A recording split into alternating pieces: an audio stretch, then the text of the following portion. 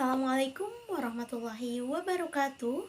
Perkenalkan, nama saya Siti Robiah dari Program Studi Pendidikan Matematika Institut Pendidikan Indonesia Garut. Pada video kali ini, saya akan melakukan bedah artikel dari salah satu jurnal pendidikan matematika, yaitu jurnal Plus Minus. Video kali ini saya buat untuk memenuhi salah satu tugas dari mata kuliah kajian jurnal pendidikan matematika. Mari disimak videonya sampai akhir ya. Oke, di sini saya akan mereview sebuah artikel dari Jurnal Plus Minus, Jurnal Pendidikan Matematika, yang berjudul Kemampuan Penalaran Matematis Siswa SMA pada Materi Pertidaksamaan Dua Variabel. Nah, artikel ini ditulis oleh Husnul Dwi Rahmawati dari Program Studi PPG Universitas Ahmad Dahlan dan Dwi Astuti dari Program Studi Pendidikan Matematika Universitas Ahmad Dahlan. Kemudian pada artikel ini juga tercantum alamat email dari kedua penulis ya. Artikel ini merupakan artikel yang diterbitkan pada tahun 2022 dengan volume kedua, nomor kedua halaman 187 sampai 200. Baik, untuk selanjutnya yaitu efektivitas judul, di mana dalam penulisan sebuah artikel ini, judul tidak melebihi 15 kata dan tidak boleh menggunakan singkatan. Pada judul artikel ini yaitu kemampuan penalaran matematis siswa SMA pada materi pertidaksamaan dua variabel. Untuk syarat yang pertama yaitu tidak boleh melebihi 15 kata. Sudah terpenuhi ya, karena pada judul artikel ini hanya terdiri dari 10 kata. Hanya saja pada judul artikel ini menggunakan singkatan yakni SMA. Alangkah lebih baiknya jika pada judul SMA-nya tidak disingkat. Kemampuan penalaran matematis siswa sekolah menengah atas pada materi pertidaksamaan dua variabel. Adapun untuk link web artikel jurnal dengan Digital Object Identifier atau disebut dengan DOI, saya sudah cantumkan di deskripsi. Kemudian untuk akreditasi jurnal Plus Minus Jurnal Pendidikan Matematika ini belum terakreditasi oleh Sinta karena jurnal ini masih baru. Untuk selanjutnya kita beralih ke abstrak, di mana pada sebuah artikel abstrak itu harus terdiri dari inti masalah, tujuan penelitian, subjek penelitian, metode penelitian, teknik pengumpulan data, teknik analisis data, hasil penelitian, kemudian banyak katanya juga antara 150 sampai 250 kata. Kemudian bahasa abstrak itu harus sesuai dengan isi artikel. Nah, yang pertama kita lihat pada abstrak artikel ini seharusnya ada inti masalah, tetapi pada abstrak penelitian ini inti masalahnya tidak dicantumkan. Kemudian tujuan penelitiannya sudah tercantumkan, yakni tujuan dari penelitian ini untuk menganalisis kemampuan penalaran matematis siswa SMA pada materi pertidaksamaan dua variabel yang dikategorikan ke dalam 5 kategori, yaitu sangat baik, baik, cukup, kurang, dan sangat kurang. Nah, kemudian subjek penelitiannya sudah dicantumkan ya, yakni subjek dalam penelitian ini yaitu siswa kelas 10 MIPA 3 di SMA N2 Bantul sebanyak 31 siswa. Kemudian metode penelitiannya menggunakan metode pendekatan kualitatif deskriptif. Kemudian untuk teknik pengumpulan datanya yaitu menggunakan instrumen tes, kemampuan penalaran matematis, dan wawancara. Lalu untuk hasil penelitiannya yaitu berdasarkan hasil analisis tes kemampuan penalaran matematis dan wawancara diperoleh hasil sebesar 22,58%, kategori sangat baik sebanyak 7 siswa. Kemudian 6,45% dengan kategori baik sebanyak 2 siswa, 48,39% dengan kategori cukup sebanyak 15 siswa, 16,13% kategori kurang sebanyak 5 siswa, dan 6,45% kategori sangat kurang sebanyak 2 siswa. Jadi hanya saja pada abstrak artikel ini tidak dicantumkan inti masalahnya. Lalu untuk banyak kata pada abstrak ini tidak melebihi 250 kata, tetapi kurang dari 150 kata, yakni pada abstrak ini hanya terdiri dari 122 kata. Selanjutnya yaitu kata kunci. Kata kunci pada artikel ini terdiri dari tiga kata kunci, yakni penalaran matematis, pertidaksamaan dua variabel, dan siswa SMA. Kata kunci ini sudah sesuai dengan abstrak dari artikel ini. Baik, untuk selanjutnya kita lihat keterbacaan gambar, tabel, dan persamaan. Nah, di sini ada sebuah tabel, di mana tabel ini sudah sesuai dengan seharusnya ya, yakni bahwa tabel ini tidak terlalu mepet, tidak terlalu kecil, dan dapat terbaca dengan jelas. Kemudian sesudah atau sebelum tabel ini disertai dengan narasi singkat, yakni seperti ini: tabel 1, indikator penalaran matematis. Nah, kemudian penyebutan posisi pada tabel pun tidak boleh menggunakan tabel di atas atau tabel di bawah, tetapi penyebutannya harus menggunakan tabel 1, tabel 2 seperti ini ya. Kriteria nilai yang terdapat pada tabel 3. Jadi pada artikel ini untuk tabel, penulisan narasi, dan penyebutan sudah sesuai. Kemudian kita lihat gambarnya. Nah, di sini ada sebuah gambar, yakni untuk gambarnya ini seluruh gambar dapat terlihat jelas ya dengan resolusi dan kualitas gambar yang baik. Kemudian sesudah gambar pun disertai dengan narasi singkat, yakni misal pada gambar 1 ini narasinya: gambar 1, contoh penyelesaian siswa kategori sangat baik. Kemudian penyebutannya pun sudah sesuai ya, menggunakan gambar 1, tidak menggunakan gambar di atas atau gambar di bawah. Selanjutnya halamannya sudah dapat terlihat dengan baik. Kemudian untuk persamaan.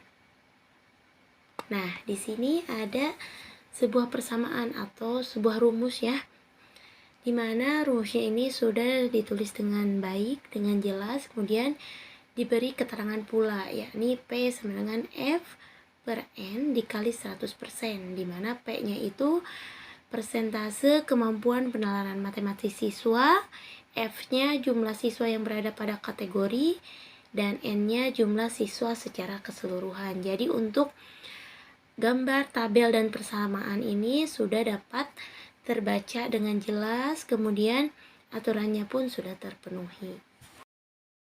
Baik, untuk selanjutnya yaitu penggunaan istilah dan kebahasaan. Sebelumnya saya telah baca terlebih dahulu artikel ini dan penggunaan bahasanya sudah sesuai dengan Kamus Besar Bahasa Indonesia atau KBBI. Hanya saja pada artikel ini masih terdapat singkatan yang sudah umum seperti SMA, SMAN, kelas 11, kemudian MIPA. Nah, masih terdapat singkatan-singkatan ya. Oke, untuk selanjutnya kita masuk pada pendahuluan. Di pendahuluan ini seharusnya harus menguraikan ketertarikan tentang mengapa penelitian ini dilakukan, dan pada pendahuluan artikel ini sudah menguraikan ketertarikan mengapa penelitian ini dilakukan, yakni ketertarikannya itu di mana dalam pembelajaran ini Peserta didik harus memiliki 2 skill, yakni hard skill dan soft skill yang harus dimiliki oleh peserta didik dalam suatu pembelajaran. Kemudian, dikarenakan kemampuan penalaran matematis ini merupakan salah satu kemampuan yang harus dikuasai oleh peserta didik dalam proses pembelajaran matematika yang diajarkan oleh guru di dalam kelas. Nah, adapun kemudian pada pendahuluan ini kita dapat membandingkan kondisi yang ideal dan kondisi yang terjadi saat ini. Nah, menurut beberapa peneliti yang sudah dilakukan bahwa terdapat kemampuan penalaran matematis, misal pada penelitian yang dilakukan oleh Linola menunjukkan bahwa hasil kemampuan penalaran matematis siswa kelas 11 di SMAN 4 Malang tergolong dalam kategori tinggi. Tetapi ada pula yang menyebutkan, yaitu penelitian yang dilakukan oleh Wahyuni, Roza, dan Maimuna, penelitian yang menyatakan bahwa penalaran matematis siswa kelas 10 di SMA Banu Hampu berada pada kategori sedang. Nah, ternyata pada kondisi yang saat ini atau yang peneliti hasilkan, peneliti ini mengkategorikan kemampuan penalaran matematis menjadi 5 kategori, yakni kategori pertama yaitu sangat baik, baik, cukup, kurang, dan sangat kurang. Tetapi hasil penelitian ini mengungkapkan bahwa kemampuan penalaran matematis siswa SMAN 2 Bantul ini kebanyakan masuk ke kategori cukup, yaitu sebanyak 15 siswa. Kemudian kita lanjut, dalam pendahuluan ini harus mengungkapkan tentang masalah penelitian. Masalah yang pertama yaitu tentang tadi pentingnya penalaran matematis siswa dalam suatu pembelajaran. Kemudian dari hasil analisis atau wawancara pada guru dan siswa di SMAN 2 Bantul ini menunjukkan bahwa peserta didik kurang dalam memahami materi, atau peserta didik belum sepenuhnya menguasai materi yang diajarkan pada jenjang berikutnya. Nah, permasalahan ini dikarenakan peserta didik belum menguasai materi prasyarat pada jenjang sebelumnya, sehingga kemampuan yang dimiliki oleh peserta didik kurang berkembang.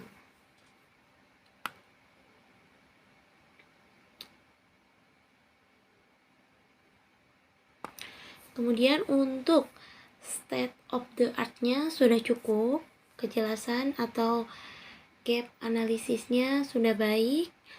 Letak kebaharuannya di sini yaitu mendeskripsikan kemampuan penalaran matematis siswa SMA 2 Bantul ini ke dalam 5 kategori, yakni sangat baik, baik, cukup, kurang, dan sangat kurang. Dan kemampuan penalaran matematis ini dianalisis pada materi pertidaksamaan 2 variabel. Kemudian studi literaturnya sudah dicantumkan ya, dan dengan mengacu pada teori utama. Kemudian pada pendahuluan ini mengajukan pertanyaan penelitian.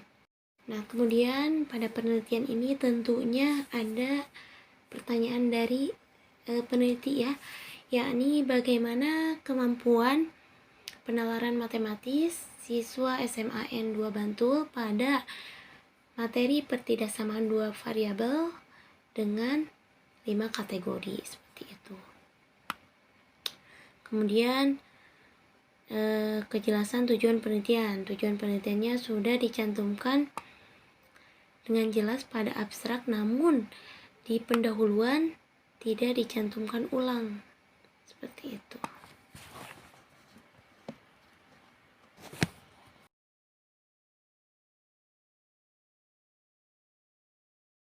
Nah, untuk selanjutnya kita masuk pada metode penelitian. Dalam metode penelitian ini harus menguraikan metode atau jenis penelitian yang digunakan, yakni jenis penelitian yang digunakan pada penelitian ini yaitu penelitian deskriptif kualitatif. Kemudian subjek dalam penelitian ini adalah peserta didik di kelas 10 MIPA 3 di SMA N2 Bantul yang berjumlah 31 orang. Namun dalam pengambilan sampel atau subjek penelitian ini tidak dijelaskan teknik pengambilannya. Kemudian teknik analisis data.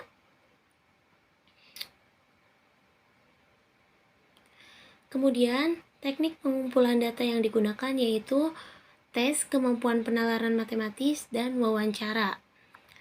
Lalu untuk teknik analisis datanya sudah dijelaskan pula dalam penelitian ini, di mana teknik analisis datanya menggunakan skala 100 dengan rumus nilai siswa sama dengan jumlah skor yang diperoleh dibagi jumlah maksimal total skor dikali 100. Kemudian setelah menghitung nilai siswa tersebut, dilakukan pengelompokan berdasarkan kriteria nilai yang terdiri dari 5 kriteria, yaitu sangat baik, baik, cukup, kurang, dan sangat kurang. Kemudian untuk tahapan terakhir yang dilakukan untuk analisis data yaitu merubahnya ke dalam besaran persentase dan rumus yang digunakan dalam menghitung persentase ini yaitu P sama dengan F dibagi N dikali 100%, di mana P-nya itu adalah persentase kemampuan penalaran matematis siswa. Kemudian F-nya jumlah siswa yang berada pada kategori, dan N jumlah siswa secara keseluruhan. Jadi, dalam metode penelitian ini dimulai dari teknik analisis data, teknik pengumpulan data, jenis penelitiannya sudah dicantumkan dan sudah dijelaskan dengan baik. Mungkin saja atau hanya saja pada teknik pengambilan sampel. Jadi pada penelitian ini tidak dijelaskan teknik pengambilan sampelnya menggunakan teknik apa, seperti itu.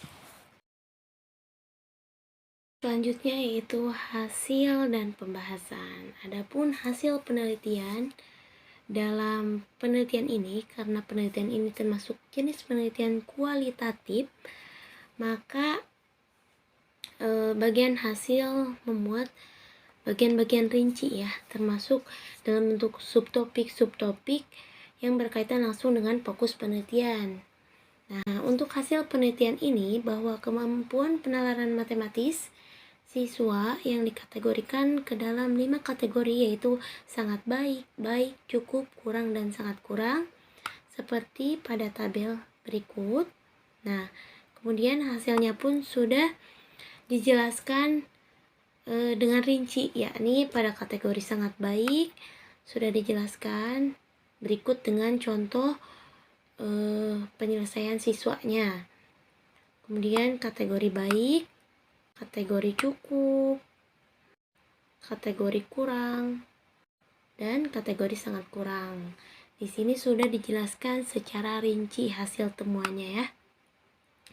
Kemudian pada penelitian ini tidak memunculkan teori baru, hanya saja memodifikasi teori yang sudah ada.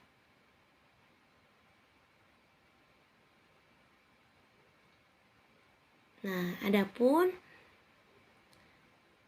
hasil dari penelitian ini dari uraian kelima kategori tadi, bahwa persentase jumlah siswa per kategori yaitu 22,58% mendapat kategori sangat baik, 6,45% pada kategori baik, 48,39% berada pada kategori cukup, 16,13% berada pada kategori kurang, dan yang terakhir sebesar 6,45% berada pada kategori sangat kurang.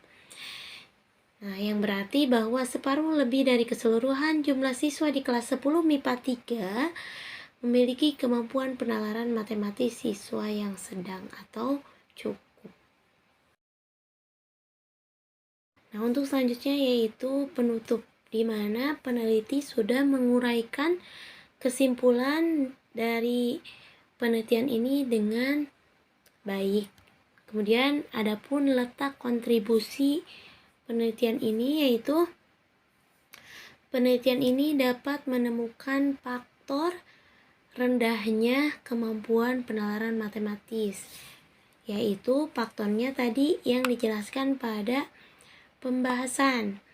Faktornya itu karena siswa memiliki kemampuan penalaran matematis yang rendah. Nah, faktor yang menyebabkan kemampuan penalaran matematis itu yaitu kurangnya kemampuan siswa dalam memahami konsep yang digunakan untuk menyelesaikan permasalahan yang diberikan. Kemudian kurangnya memahami materi yang telah dipelajari, adanya rasa kurang percaya diri dalam menyelesaikan permasalahan sehingga mengakibatkan dalam penyelesaian soal masih terdapat kesalahan. Kemudian faktor yang terakhir yaitu siswa kurang dalam berlatih untuk mengerjakan soal yang bertujuan untuk memperdalam dan memperluas kemampuan dan materi yang telah dipelajari. Nah, jadi penelitian ini memiliki kontribusi dengan menguraikan atau memberikan pengetahuan mengenai faktor yang menyebabkan kurangnya kemampuan penalaran matematis. Kemudian masalah pada penelitian ini sudah selesai, tapi dalam artikel ini peneliti tidak memberikan saran untuk peneliti selanjutnya. Untuk selanjutnya yaitu daftar pustaka. Daftar pustaka dalam artikel ini menggunakan gaya citasi American Psychological Association atau APA.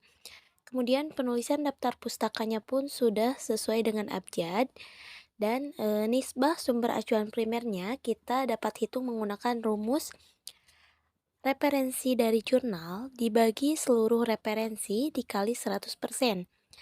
Nah, referensi jurnal pada daftar pustaka artikel ini terdapat 16 dibagi seluruh referensinya yaitu 24 dikali 100%. Maka dihasilkan nisbah sumber acuan primernya yaitu 66%. Kemudian derajat kemutahiran. Kita dapat menghitung derajat kemutahiran menggunakan rumus yaitu referensi 5 tahun terakhir dari artikel ini dibagi seluruh referensi dikali 100%. Nah, karena artikel ini diterbitkan pada tahun 2022, maka referensi 5 tahun terakhirnya dari 2017 sampai 2022. Nah, referensi 5 tahun terakhir dari artikel ini sebanyak 15 dibagi seluruh referensinya 24 dikali 100%. Maka dihasilkan derajat kemutahirannya adalah 62,5%. Nah, adapun banyak referensinya sudah melebihi dari 20, yaitu referensi pada artikel ini terdapat 24. Untuk selanjutnya yaitu point of view. Di sini saya akan melihat kelebihan dari artikel ini, di mana kelebihan dari artikel ini yaitu isi pada artikel sudah dipaparkan dengan jelas mulai dari pendahuluan sampai dengan hasil, bahkan kesimpulan pun sudah dipaparkan dengan jelas dengan dilengkapi berbagai penyajian gambar dan tabel yang jelas dan terbaca disertai penjelasan rinci. Kemudian kelebihannya pun dalam penggunaan kebahasaannya pun sudah sesuai dengan Kamus Besar Bahasa Indonesia. Serta pada artikel ini juga dilengkapi dengan biografi penulisnya. Kemudian kelemahan dari penelitian ini untuk keseluruhan sebenarnya artikel ini sudah sangat-sangat baik. Namun ada beberapa kelemahan yaitu pada bagian abstrak tidak diuraikan inti masalah penelitiannya. Kemudian tidak diuraikan teknik pengambilan sampel yang digunakannya. Lalu masih terdapat singkatan yaitu SMA, MIPA, seperti itu ya. Serta tidak terdapat saran bagi peneliti selanjutnya. Adapun ide dari saya yaitu saya merekomendasikan agar kemampuan penalaran matematis dapat ditingkatkan melalui berbagai cara. Misalnya, kemampuan penalaran matematis dapat ditingkatkan melalui model pembelajaran cooperative learning atau metode pembelajaran lainnya. Kemudian, saran yang dapat saya sampaikan untuk penulis atau untuk peneliti, yaitu dalam segi isi dan penyajian hasil penelitian ini sebenarnya sudah sangat baik ya, namun perlu diperhatikan kembali untuk kaidah pembuatan artikelnya agar lebih lengkap dengan mencantumkan inti masalah di abstrak, kemudian teknik pengambilan sampel, dan memberikan saran bagi peneliti selanjutnya. Sekian video review artikel jurnal ini saya sampaikan. Mohon maaf apabila ada kata-kata yang kurang berkenan. Wabillahi taufiq wal hidayah. Wassalamualaikum warahmatullahi wabarakatuh.